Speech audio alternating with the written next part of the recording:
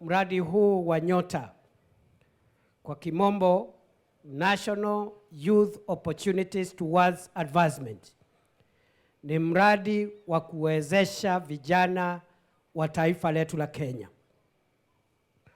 Mradi huu unaangazia vijana ambao kwa sababu moja ama ingine hawakufanikiwa kwenda chuo kikuu kupata degree ama kwenda katika chuo cha anuai kupata diploma, lakini wako na talanta Mungu aliwapatia na bongo zuri.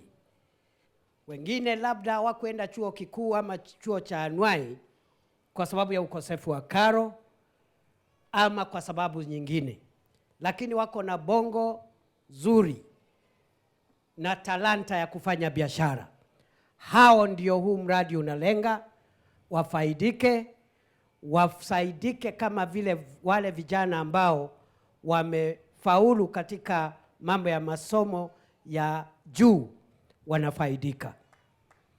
Na huu mradi unaangazia vijana zaidi ya 800,000. Na vile tunaendelea, hiyo idadi itaenda ikiongezeka tukiongozwa na rais kupanua huu mradi.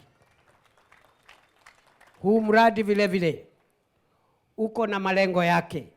The program has objectives to create entrepreneurship, to create jobs, to create employability skills, and to ensure young people access government procurement in national government and county governments.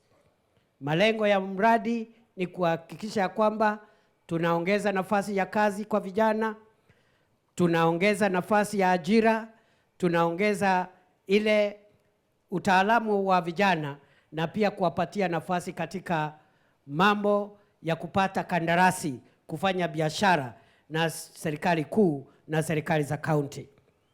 Na mimi najua ya kwamba huu ni mradi mmoja tu baina ya miradi mingine mingi ambayo Mheshimiwa Rais ametuongoza katika hii serikali kuleta nafasi ya kazi na kuongeza ajira kwa vijana wa taifa la Kenya.